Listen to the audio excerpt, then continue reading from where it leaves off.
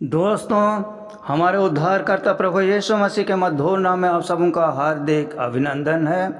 और आप सभी श्रोताओं को मैं तहे दिल से धन्यवाद देता हूं कि आप सब ने मेरे वीडियोस को देखकर मुझे जो सहयोग दिया है, जो प्रेरणा दी है, उसके लिए मैं सदा आभारी हूं। और आगे भी आप सब मेरे वीडियोज में बने रहें ताकि मुझे उत्साह और प्रेरणा मिलती रहे कि मैं और वीडियोज़ को बना सकूं।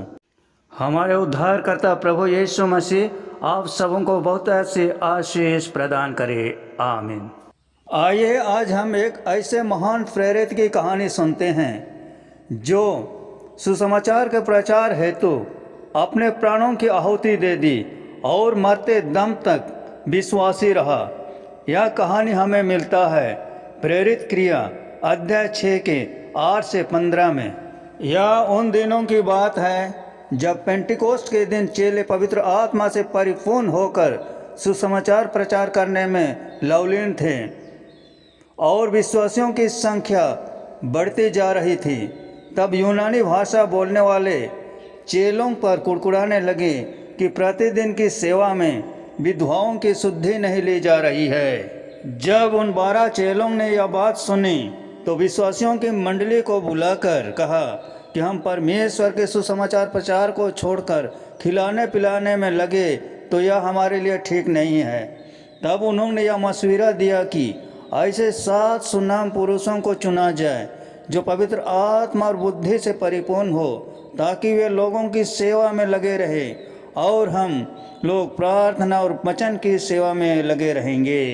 यह बात विश्वासी मंडली को अच्छी लगी और उन 7 में स्तिफनुस, जो विश्वास और पवित्र आत्मा से परिपूर्ण था, चुन लिया गया। कालांतर में परमेश्वर का वचन फैलता गया और यरूशलेम में चेलों की संख्या भी बढ़ती गई, यहाँ तक कि याजकों का समाज भी विश्वास करने लगा। स्तिफनुस अनुग्रह और समर्थ में परिपूर्ण होकर लोगों के सामने बड़े बड़े काम और चिन्ह दिखाया करता था। यह सब काम वह परमेश्वर की मदद से करता था।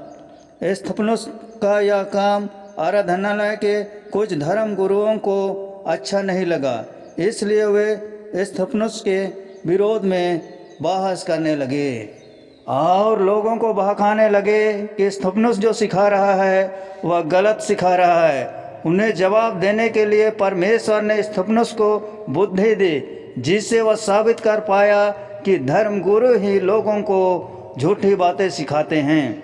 यह सुनकर उनका गुस्सा भड़क गया और उन्होंने उसे पकड़ा और महायाजक के पास ले गए। वहाँ उन्होंने कुछ लोगों को स्तिफनुस के विरोध गवाही देने के लिए उकसाया।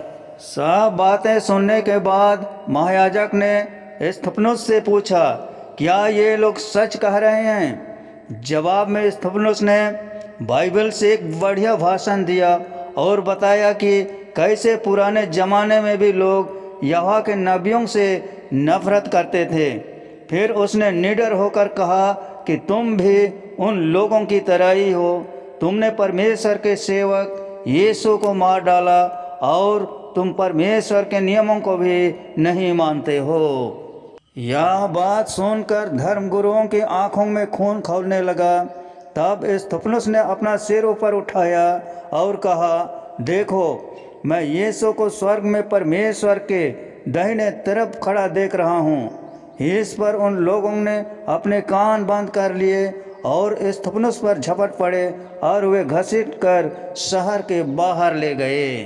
शहर के बाहर पहुंचकर कुछ लोगों ने अपना अपना कोट उतार कर शाऊल नाम के एक जवान आदमी के पास रख दिया।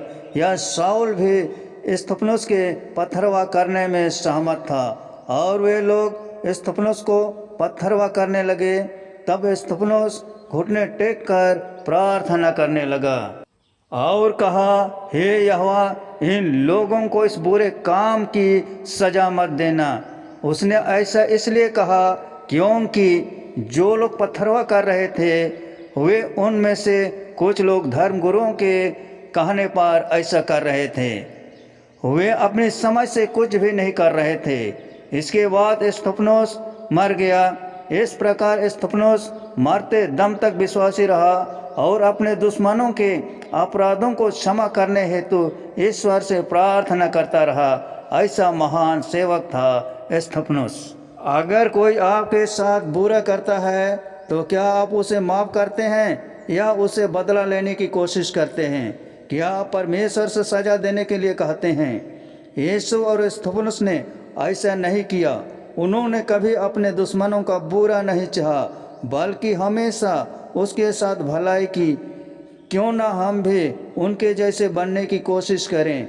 इसीलिए यीशु ने मत्ती के सुसमाचार अध्याय 6 14 और 15 वचन में कहा है कि इसलिए यदि तुम मनुष्यों के अपराध क्षमा करोगे तो तुम्हारा पिता भी तुम्हारे अपराध क्षमा करेगा, और यदि तुम मनुष्यों के अपराध क्षमा न करोगे तो तुम्हारा पिता भी तुम्हारे अपराध क्षमा न करेगा।